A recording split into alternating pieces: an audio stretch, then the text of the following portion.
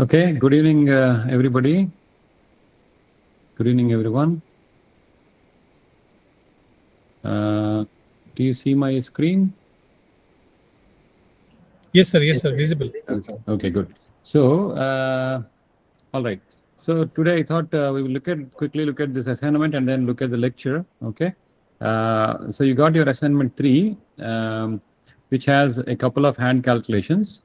As you see here, the first problem is on derive a fourth order accurate forward difference formula for evaluating the second derivative on a uniform grid of size delta x. Okay. And that means you have to calculate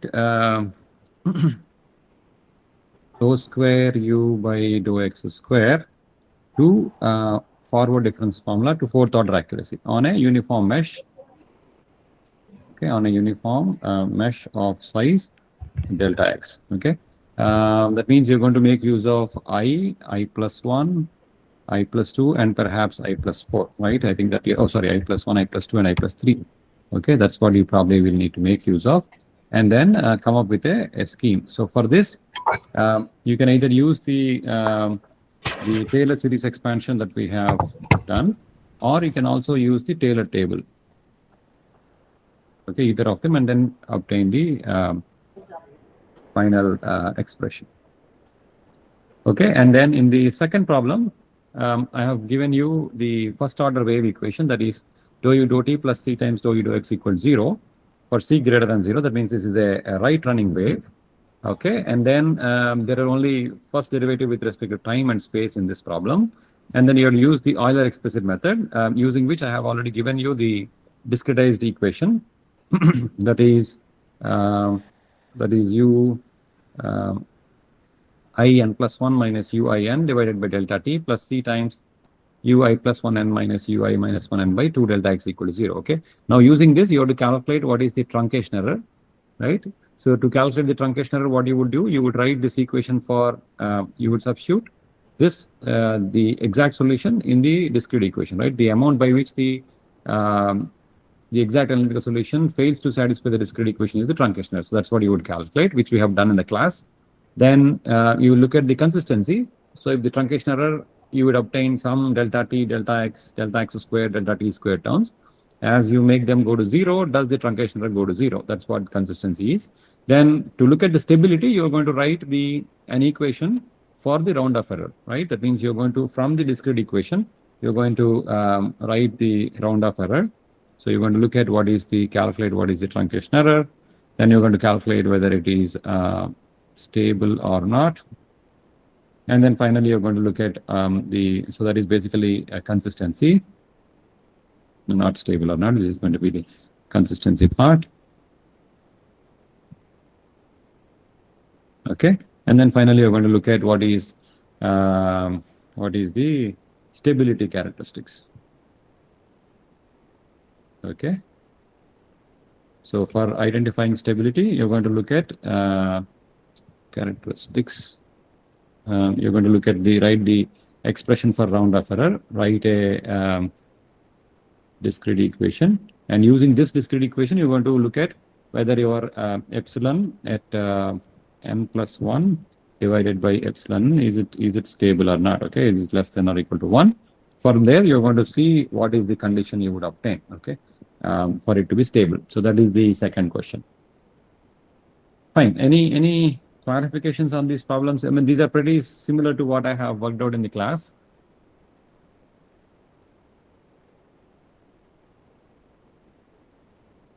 Then in the programming part, I've given you a simple function, that is ux equals Biot number minus x times tan x. Biot number is a constant value. Then which is taken to be 7, and then the domain is given as x tends to -1 to 1. Okay.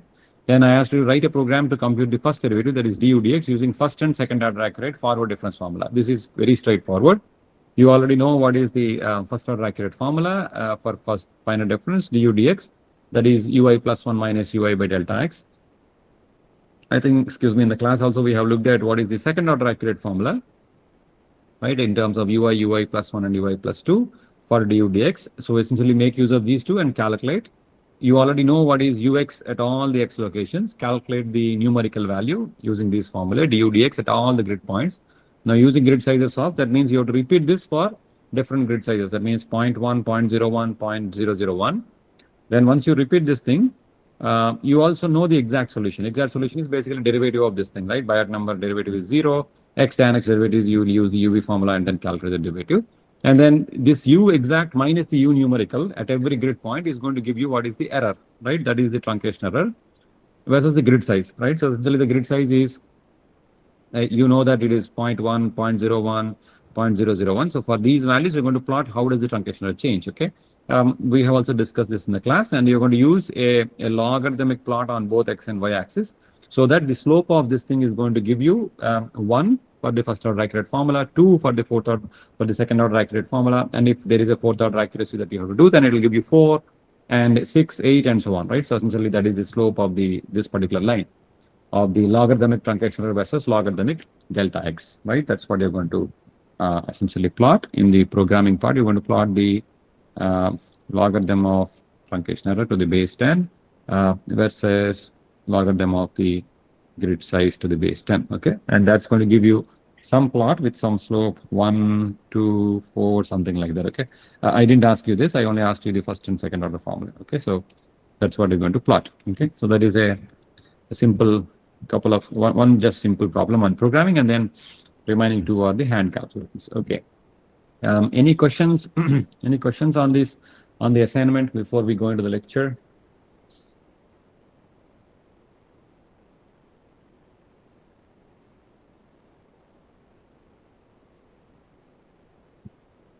No? Okay, fine. So then let's get into the lecture.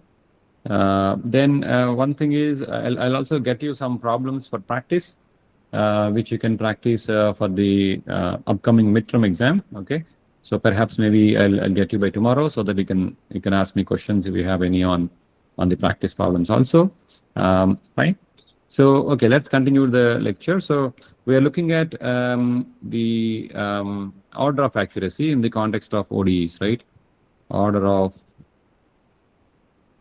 accuracy in the context of ODEs. In the context of ordinary differential equations, right? That's what we are looking at. So we looked at the order of accuracy as well as so essentially we looked at what is the order of accuracy and the phase error, right? So both of them, order of accuracy and the phase error for, I think for explicit Euler we have looked at, right? So we have looked at for the explicit Euler explicit method. Even the order of accuracy we also looked at for the implicit Euler, but I think we didn't look at what is the phase error for implicit Euler. So let's look at the implicit Euler method. Implicit Euler method with a motivation look at the phase error. Okay, so that means implicit Euler method is given by yn plus 1 equals yn plus h times f of yn plus 1 tn plus 1, right? That is implicit Euler method. Because I want to determine the phase error, I'm going to look at a purely oscillatory solution, okay? That means I'm going to look at my model equation y prime equals lambda y, but then I'm going to look at only an imaginary component, y prime equals I omega y, okay? That means I'm taking lambda r equals 0 and then lambda I equals omega, right? That's what I'm taking, which is going to give me y prime equals I omega y. We know that the exact solution to this problem is given by dy by dt equals y prime equals I omega y which is going to give me dy by y equals okay, I omega t. That means why is my handwriting so bad? Okay, so my dy dt equals I omega y. That means dy by y equals I omega dt, which is going to give me y equals y naught times e to the power I omega t. Okay, so that is the exact solution for this problem, right? Of course, we know that omega has to be less than. So when essentially omega is certain value, so that is what is our oscillatory solution, right? Because e to the power I omega t is going to give you cosine omega t plus sine omega t, and then your solution is going to simply oscillate, as you go with time. Now, how does our, so we have already shown that explicit Euler is unstable. Sir, one question, sir. Yeah.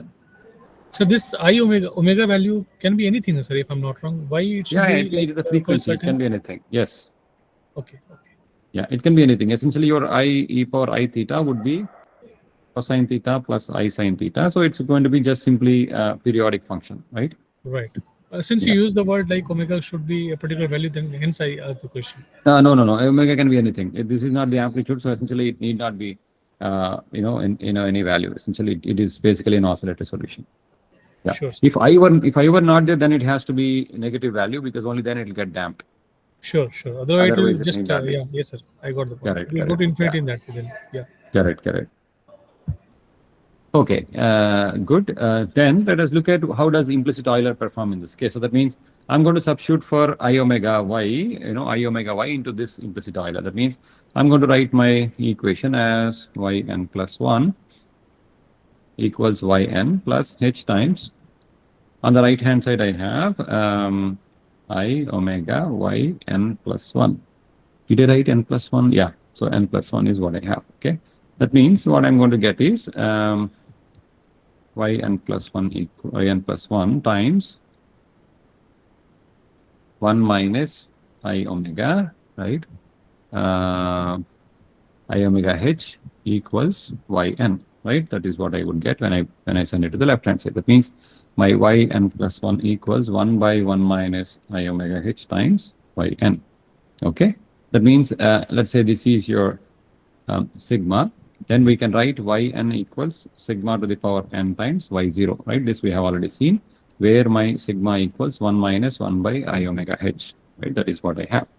Of course, now when I look at, when we know that the value of sigma, right, if it is less than 1, okay, if my value of sigma is less than 1, we know that the scheme is less than or equal to 1, the scheme is stable. Otherwise, it's going to be unstable, right? Stable. So that means what I have is I have to look at 1 by 1 minus I omega h modulus, right? The amplitude should be less than 1. So that means let me multiply this with 1 plus I omega h divided by 1 plus I omega h.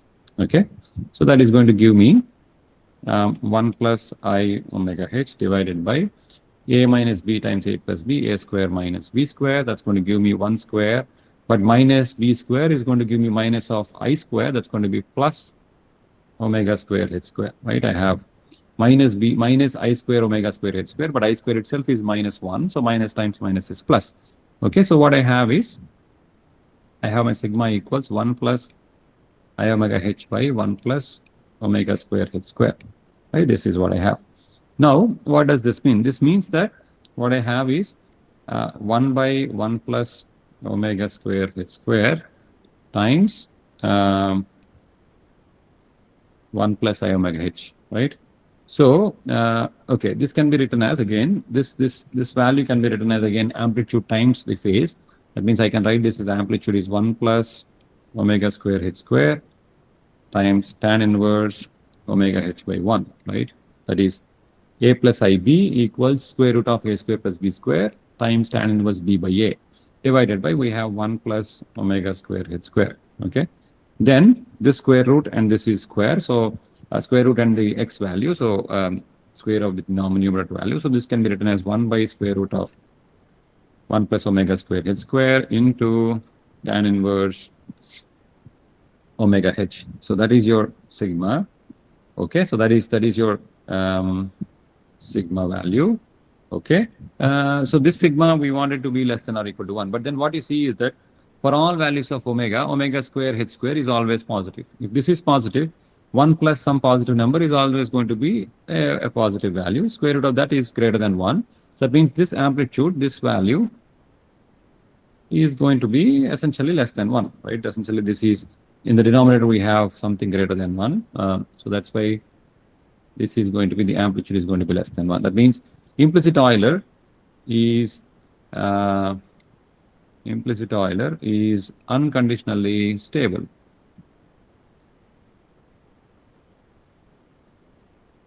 Right? Because for all values of omega h, this is always less than or equal to 1. Okay, which we have already, I don't know whether we have already shown. Is unconditionally stable is what we have already shown, but we have not shown it for, but we have not shown it for purely imaginary values. Because I think now for purely imaginary values, we know that it is also always unconditionally stable. But what about the phase? The phase is, we know that the exact solution is y exact is given by e to the power I omega t times y naught. Right? That means this can also be written as e to the power I omega. T can be written as delta t times n. Delta t is your h times n times y naught. Right? This can also be written as e to the power I omega h to the power n times y naught. Okay? That means your phase is, if you consider this to be sigma exact, your phase is sigma exact to the power n. Your phase is omega h, right? Because this is omega h is the phase, e to the power I theta times n. So total phase after n time steps is going to be n times omega h. So that means per step, the phase is omega h. That is for the exact solution. Okay, that is for the exact solution. What is the phase for the numerical solution? The phase for first step, the phase for numerical solution is only tan inverse omega h. It is not omega h, it is tan inverse omega h, right? That is the phase we have. Okay, then what would be the phase error? The phase error would be exact minus the numerical. That is the thing. And we already know that tan inverse x equals x minus x cubed by 3 plus x power 5 by 5, x power 7, and so on is the expansion. That means this is going to be omega h minus tan inverse omega h equals omega h minus omega cube h cubed by 3 plus omega power h power 5 by 5 minus omega 7 h 7 by 7 plus and so on. Okay, so this is going to basically give me omega h gets cancelled, and then the minus here becomes plus. So you have omega cube h cubed by 3 minus omega power h by 5 plus and so on. That means the leading order term is omega cube h cubed by 3. Okay, so this is the phase error incurred at every step. That means after n steps, the phase error is n times the phase error is going to be n times omega h cubed by 3. Okay, this is the same. This is the same phase error as that of the explicit Euler method that we have seen in the last lecture, right? So this is exactly the same set of the same explicit Euler method. Okay, so this is the same phase error. That means solution is going to see some phase lag, and then it is equal to omega cube h cubed by 3. That means if you know for a problem what is omega, if you know what is h, then you can calculate exactly this is going to be the phase error for this particular problem. Okay. Okay, fine. So that is about the implicit Euler method. Now let us look at this trapezoidal method.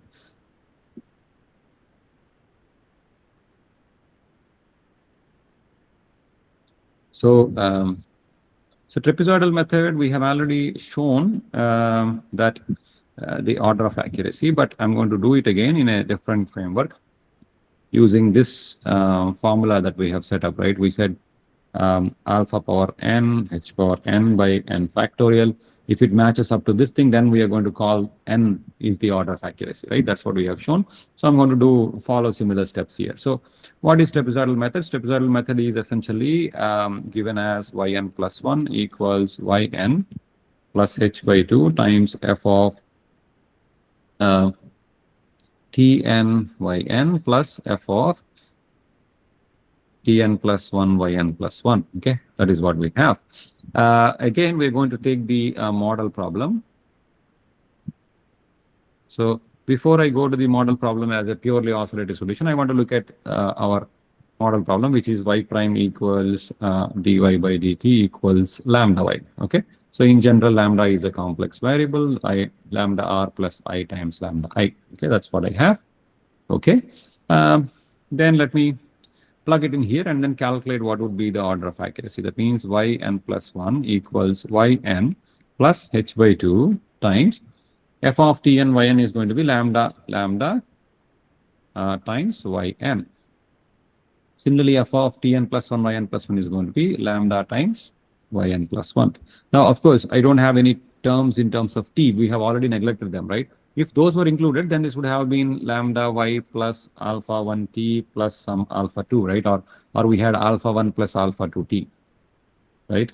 In which case this t would have been tn and tn plus 1 here, right? That is not the case now. We said that this alpha 1, alpha 2 can be neglected because they are not going to change the stability of the problem, right? So that's why we said this is, that's why this is our model problem is what we said, right? So we have already neglected that part.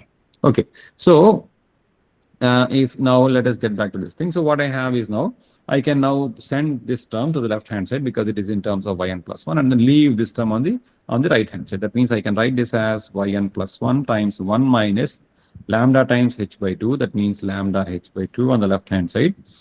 And on the right hand side I have yn times 1 plus lambda h by 2, right? This is going to be a plus. This will be also a plus, but because it goes to left hand side, it will become minus. That means what I have is yn plus 1 equals 1 plus lambda h by 2 by 1 minus lambda h by 2 times yn. Okay. Following the same methodology as before, I can write yn equals sigma to the power n times y0, where my sigma equals 1 plus lambda h by 2 by 1 minus lambda h by 2. Okay.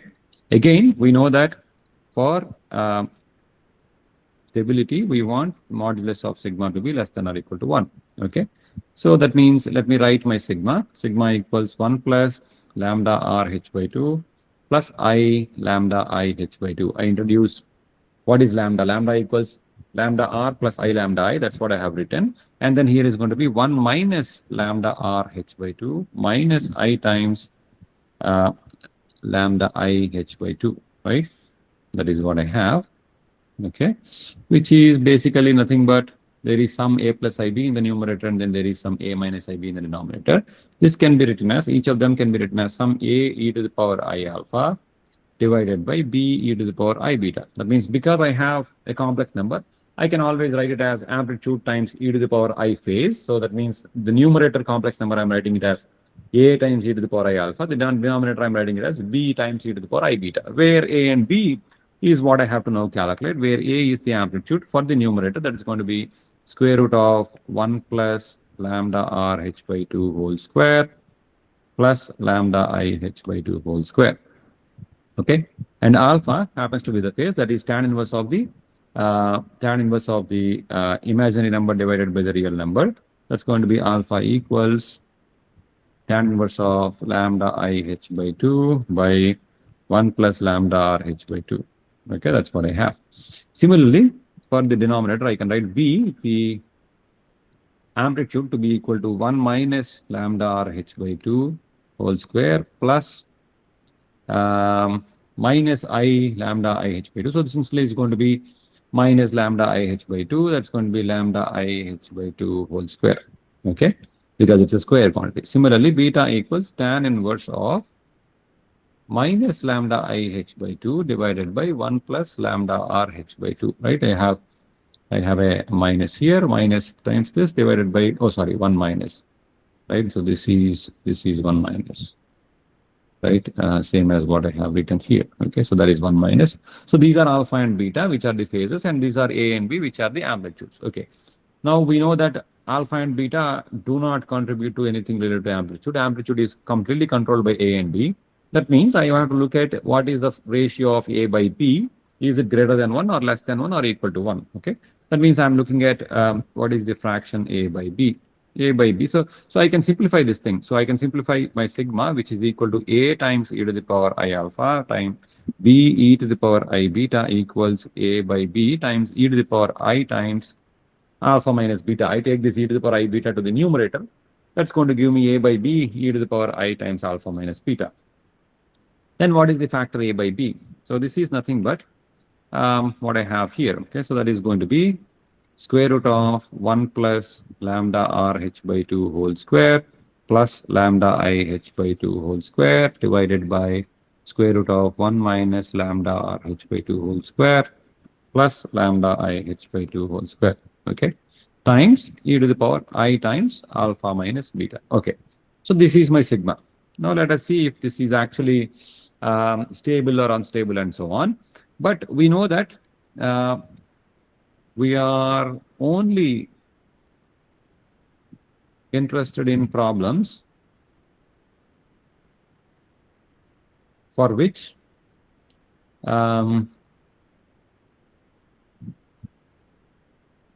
lambda r is less than or equal to 0, right? We are not interested in any other problems, right? We are only interested in lambda r is less than or equal to 0 because all our physical problems that we will get in nature, in engineering, in science, everything, they will all have lambda r less than or equal to 0. Otherwise, the solution is unbounded. That means if lambda r is all less than or equal to 0, what would be the value of the numerator? Lambda r is less than or equal to 0. So this is going to be 1 minus this thing, right? This is 1 minus lambda r h by 2, and that is squared. So this is going to be, if it is less than or equal to 0, this is some value, okay? And this is some positive value. And then this is the same positive value as in the numerator, and this is going to be 1 minus lambda r h by 2. So 1 minus lambda r h by 2 is always going to be greater than 1 plus lambda r h by 2, right? As a result, when you add the same amount here, this numerator is always lower, right? The numerator is always lower than the denominator. That means this is always going to be the amplitude. So A by B is always less than or equal to 1, right? If you take lambda r equal to 0, in which case the numerator is also 1 plus lambda I square h square by 4. Denominator is also 1 plus lambda I square h square by 4, in which case it is equal to 1. For all other cases, A is less than B, so this is satisfied. That means the trapezoidal method is unconditionally stable.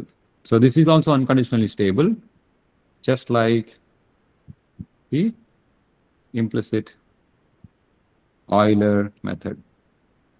Okay, so this is also unconditionally stable.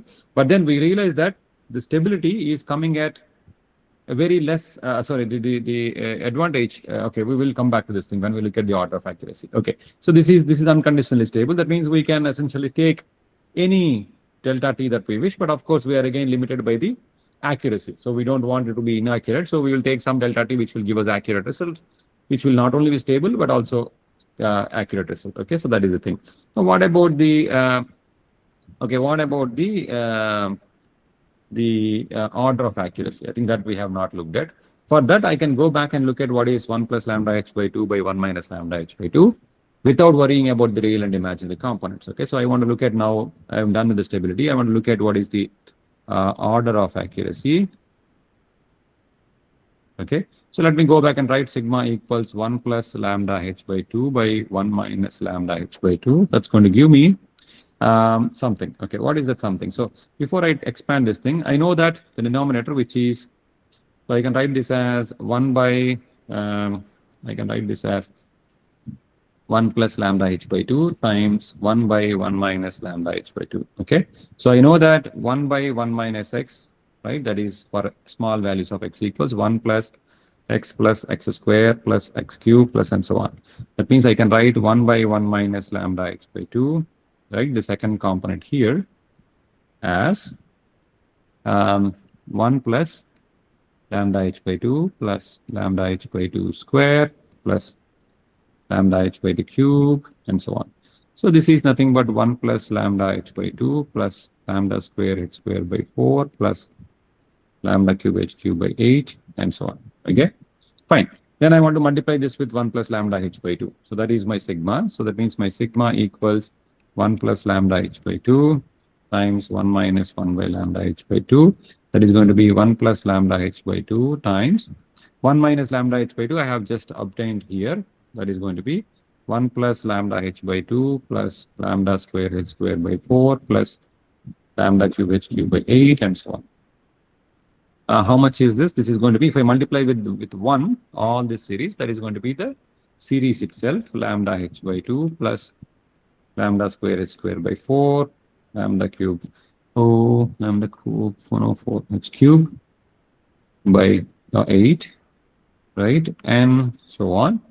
Okay, and then essentially going to be lambda power 4 h power 4 by 2 power 4 16 and so on. Okay, and then plus I would have terms which are multiplying this entire series with lambda h by 2. That's going to be lambda h by 2 times 1 is going to be lambda h by 2 plus lambda h by 2 times lambda h by 2 is lambda square h square by 4 plus we have lambda cube h cube by 2 times 4 8 plus lambda power 4 h4 by 16 and so on. Okay, so how much is this? This is going to be sigma equals 1 plus I have lambda h by 2, lambda h by 2. So this is going to be 1 plus lambda h.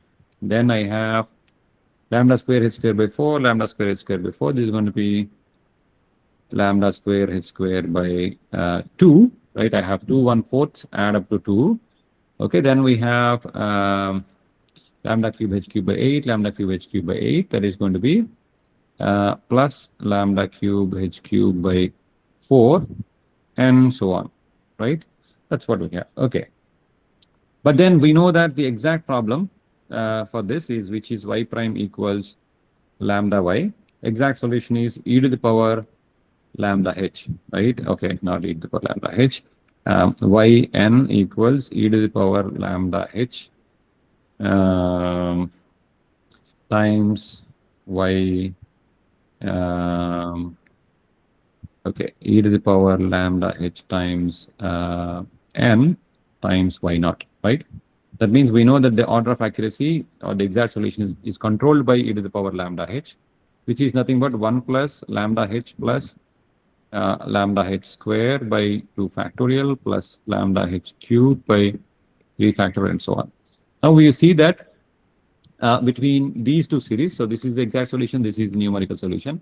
These two match up to 1 plus lambda h plus lambda square h square by 2. But here onwards, it doesn't match. So we said that if it is matching up to whatever order of accuracy, it is globally that order accurate, right? So that means if it is matching up to second, so this is globally second order accurate, right? That's what we said. Okay. So that means the trapezoidal method is globally second order accurate. Earlier, we have kind of shown that it is locally third order accurate and globally second order accurate. That's what I have shown. Okay. So this is an alternative way to look at the order of accuracy from the sigma values in the context of ODEs.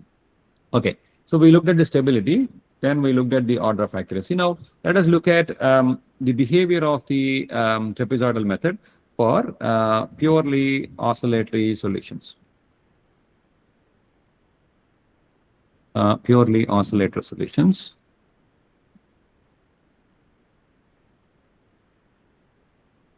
Purely oscillator means we are looking at y prime equals I omega y. Again, we are taking lambda r equals 0, lambda I equals omega. Okay. If this is the case, before that, I have not calculated what is the phase error. Okay, amplitude error we have calculated. Okay, let me look at the phase error also. Then I think we can look at what is the purely oscillator solution. So, okay, I can write this thing. Okay, y prime equals I omega y. Okay, so that means what would be the phase error? The phase error is given by e to the power I times alpha minus beta. Okay, so in a purely oscillator solution, we can calculate what is the phase error. So that means what I have is I have my sigma equal. So the phase for this problem is given as e to the power omega h times n. So the phase, exact phase is omega h. omega h. Okay. But then for sigma, we have sigma equals a by b e to the power I times alpha minus beta. Okay. What is alpha? Alpha was your tan inverse I h by 2, right? Was it I h by 2? Yeah, lambda I h by 2 by 1 plus lambda r h by 2. Okay. So let us go back there. Okay. So what we have is, okay. So what we have is alpha equals I, no, not I, lambda I h by 2 by 1 plus lambda r h by 2. And then beta equals tan inverse minus lambda I h by 2 by 1 plus lambda r h by 2. Okay. So this is what we have. And I'm considering purely oscillatory solution. That means lambda r equals 0, lambda I equals omega. For this case, what is alpha? Alpha equals tan inverse lambda I h by 2 is going to be omega h by 2 by this is equal to 0. So this is simply omega h by 2. Okay. Beta equals tan inverse minus lambda I h by 2 would become omega minus omega h by 2 divided by 1. Okay. So I simply have tan inverse omega h by 2 for alpha, tan inverse minus omega h by 2 for beta. Okay. But then we know that the phase is controlled by e to the power I alpha minus beta because this is a by b. Sigma equals a by b e to the power I alpha minus beta. So that is going to be, we know that the phase is controlled by e to the power I theta term. That means I alpha minus beta is the quantity I'm looking at. That is going to be tan inverse omega h by 2 minus tan inverse minus omega h by 2. Okay. This is tan inverse theta minus tan inverse minus theta. That is equal to 2 times tan inverse theta. Okay. Because tan inverse minus theta is minus tan inverse theta, which is going to basically make it plus tan inverse theta. So this is going to be 2 times tan inverse omega h by 2. That means 2 times, what is tan inverse x? Tan inverse x is x minus x cubed by 3 plus x power 5 by 5 and so on. So this is going to be x is omega h by 2 minus omega h by cube by 3 plus omega h by 2 to the power 5 by 5 and so on. Okay. That means this is equal to omega h minus omega cube h cube by 2 cube 8. 2 basically makes it 4 and then 12, right? So we have 12 and then plus we have omega power h power 5 by 2 power 5. In the numerator we have a 2, so it's 2 power 4, 16. 16 5s are 80 and so on. Okay. Okay. So this is what I have. So this is the phase for the numerical problem. Phase for the numerical solution. What is the phase for the exact solution? Exact solution is omega h. Okay. That means what is the phase error? Phase error equals exact minus this thing. So that's going to be omega h minus this entire quantity, which is going to basically make it plus omega cube h cube by 12 minus omega power h power 5 by 80 and so on. Okay. So that's what I have. That means we got again the phase error as omega cube h cube by 12. But then this is nothing but 1 by 4 omega cube h cube by 3. Okay.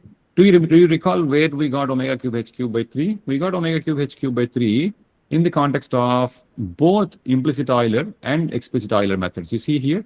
So this is the phase error for implicit Euler and explicit Euler, omega cube h cube by 3.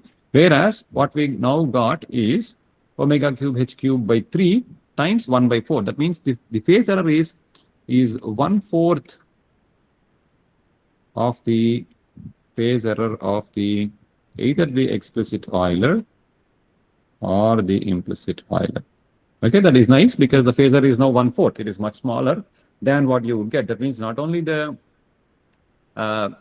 it is second order accurate globally, it is also the phase error is small. That means it is going to be aligned with the exact solution much more closely. Okay, so that is what we have. And then this is also unconditionally stable, right? Because a by b is always less than 1. So as a result, and this unconditional stability is coming at no extra cost, right? Because you're still solving for a system or you're still solving for an implicit equation in the context of trapezoidal method as opposed to implicit Euler method. That means if at all you have to use implicit Euler method, it is wiser to use trapezoidal method in place of implicit Euler, because you're going to get not only smaller phase error, but also better order of accuracy, right? Second order accuracy and 1/4 the phase error. That's why you will prefer phase trapezoidal method to implicit method. Although both are implicit methods, internally, the trapezoidal method is better accurate at not much of an extra cost. Okay, so that is trapezoidal method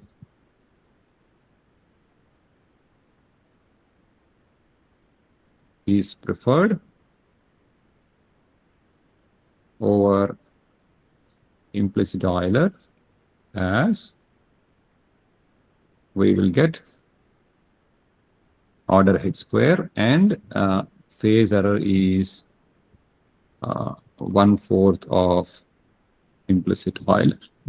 Okay, so that is the theory for this part. Now okay, any questions so far before I go into? I want to show you some MATLAB programs, because in the last classes I have drawn how does the explicit Euler decay, how does the explicit Euler will show oscillations and so on, right? So those things we have kind of only seen in by writing. I want to show you some statements here. I mean, I want to execute some code and show you. Any questions so far before we move on to the MATLAB code?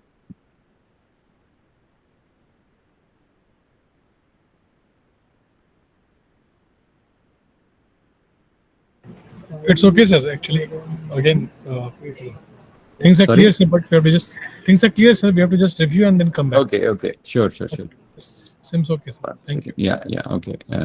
Just want to see if I can increase this font. Maybe. Okay, are you able to see my the text? Is it big enough, or shall I make it bigger?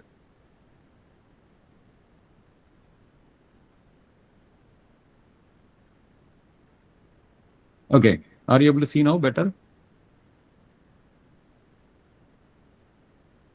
Yeah? Yes, sir.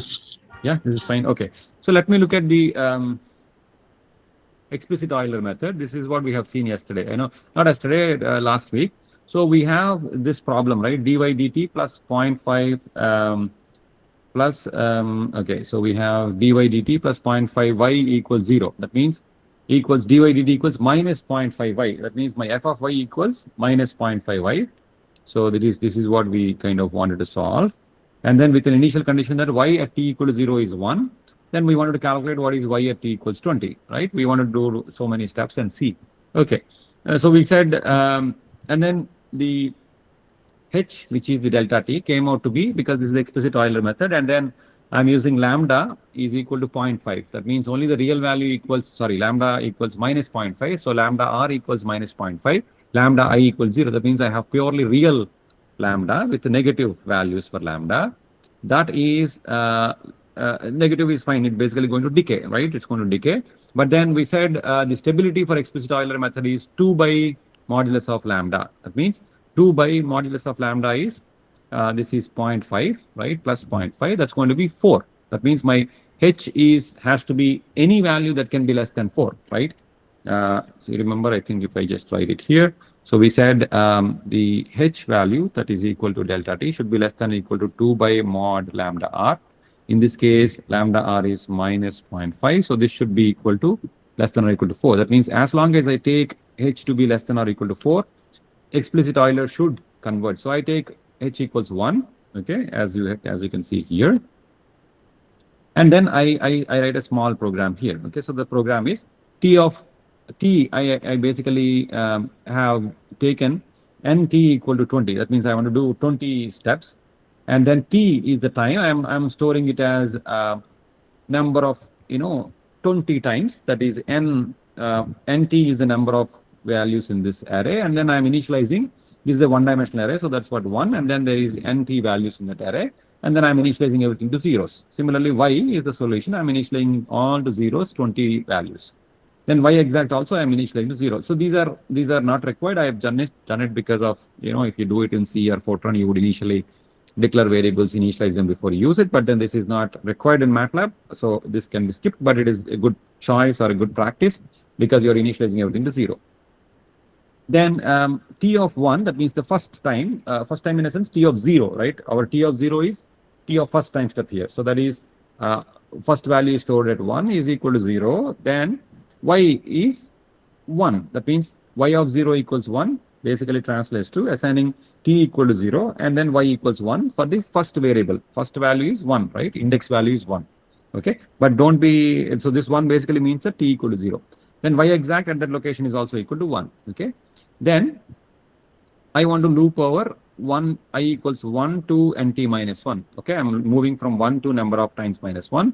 You can either do 1 to nt minus 1 or 2 to nt. It depends on how you write, what you write inside. Because I'm using t at I plus 1, I have started from 1. That means using the values of 1 on the right hand side, I'm updating its 2 value. Okay, so t at 2 is basically equal to t at 1 plus delta t. That is h. This is simple. Then for my explicit Euler, I know that yn plus 1 equals yn times 1 plus lambda h. 1 plus lambda h is 1 plus lambda h. Lambda is minus 0.5. So 1 minus 0.5 times h. So that is my, I'm stepping yi plus 1 from yi plus 2 from yi plus 1 and so on. Then y exact is given by e to the power minus 0.5 t, right? Because e to the power e to the power lambda r t, right? That's what I have. My lambda r is minus 0.5. So that is y exact at that time. Okay, so I basically do all this, calculate for all the 20 values. Then I print, display y is going to just print it to the screen. Okay, and then it is going to run, it is going to plot t, which is the time, y, which is the solution, using some blue color lines. Okay, this dash is for line, b is for blue, and then it's going to plot t and y exact, that is the second array, using some red color and circles. Okay, so that's what it is. Let's try running this thing. Let's go to home. Here is run. Okay, no.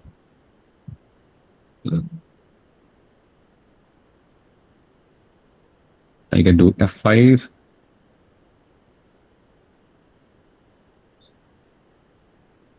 Okay, editor has the run. So I do this. Okay, now it has printed here. Okay, and then it has also plotted. Are you able to see the plot here? It is a little smaller in size.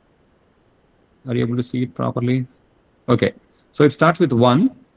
So the red circles are the exact solution, and the blue lines are the explicit Euler. You can see there is some gap, right? So this is the error, right? Error in amplitude. It is decaying. Of course, this is e to the power minus 0.5 h. So with time it will decay. Okay, up to 20 values.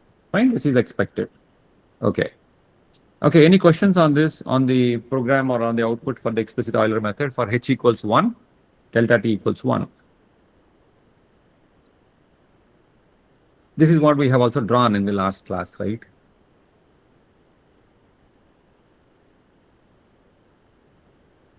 Okay, let me go back, and then instead of, we know that the stability limit is 4, let me take it to be h equals 4.2. Okay, so let me try running this thing for again for 20 values. So the exact solution will decay. It will decay to 0 very quickly, whereas now you look at the other solution. So that is, where is my okay, so you can see here, this is the plot. So the exact solution, which is the red circles, has decayed. It decayed. It became almost 0 by value of 80, right? I have done 20 steps with 4.2 as delta t. So that is going to be 80.4. You can see that the explicit solution, which is the blue, is showing oscillatory values, right? It is oscillating, and it is also increasing, right? You can see that this is happening because this is instability, right? You are looking at a delta t which is in the not in the conditionally stable region. You have chosen a delta t that is more than what it should do. So as a result, it is increasing, and this kind of oscillatory solution with amplitudes increasing is an indication that it is diverging, right? So that is very easy to see. Of course, if I go back and change this to some 3.5 or something, okay, or 3.8, which is lower than this value, you can see that it will converge. Okay, it is not. I think the round of errors are still taking over. It is still showing oscillations, although it is converging. Okay, it is not nice. So let me go back and put something smaller. We put 3.0. Hopefully it will run, give us some solution. Okay, it is doing, but it is oscillatory. So that means it is still It is converging, but you can see that there are, some initial errors. So it has to be smaller than that for to be stable, and for accuracy, you need to be even smaller, right? That's what this indicates. Okay, so that is about the explicit Euler method. So that's why taking it to be 1 is making it enough accurate and stable. Now you can see that H is stable, but it is not accurate, right? It is still showing a lot of errors as you go, and then it is eventually decaying. Okay, any questions on this explicit Euler method? On the program or on the output? This is exact behavior what we noted in the lecture.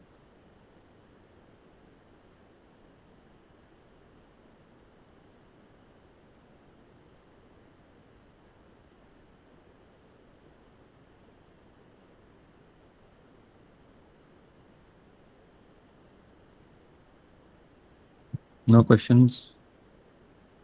Is it fine? Is it clear, this part? This is what we looked at, right? Yes, sir. Okay, Yes. okay.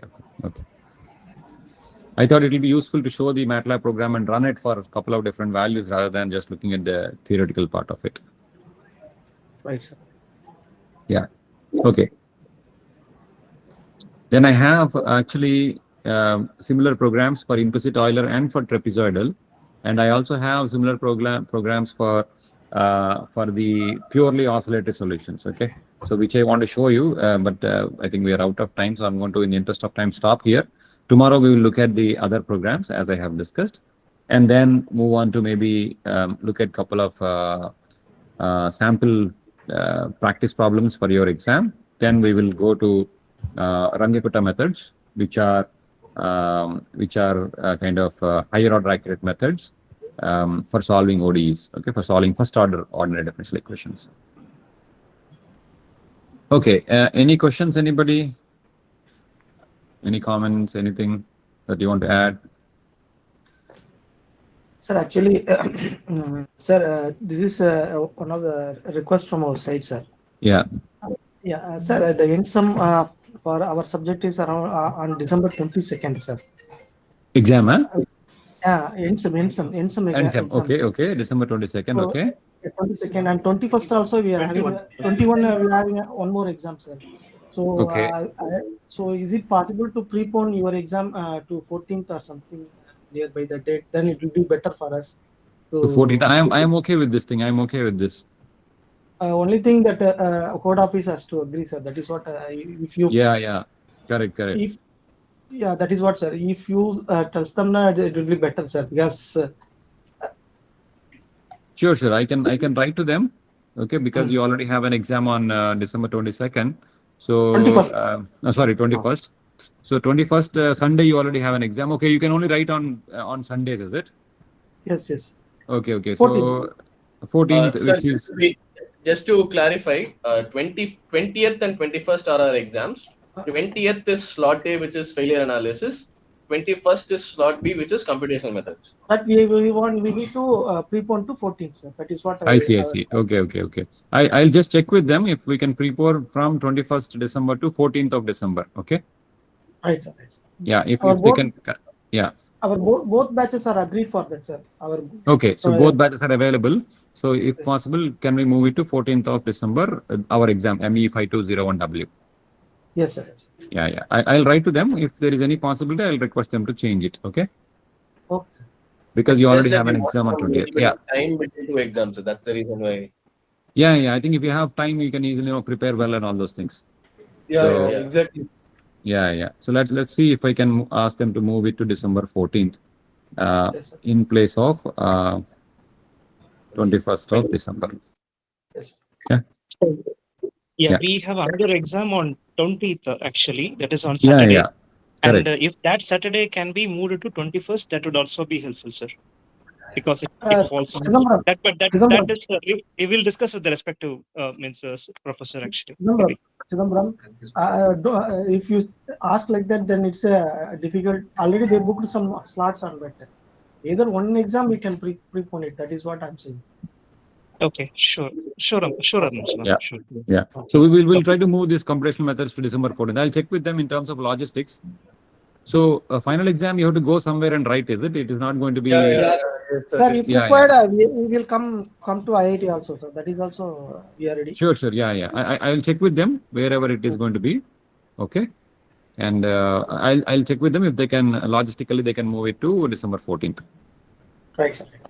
Okay. I'll get back to you. Okay, sir. Thank you, sir. 14th is Sunday. Okay.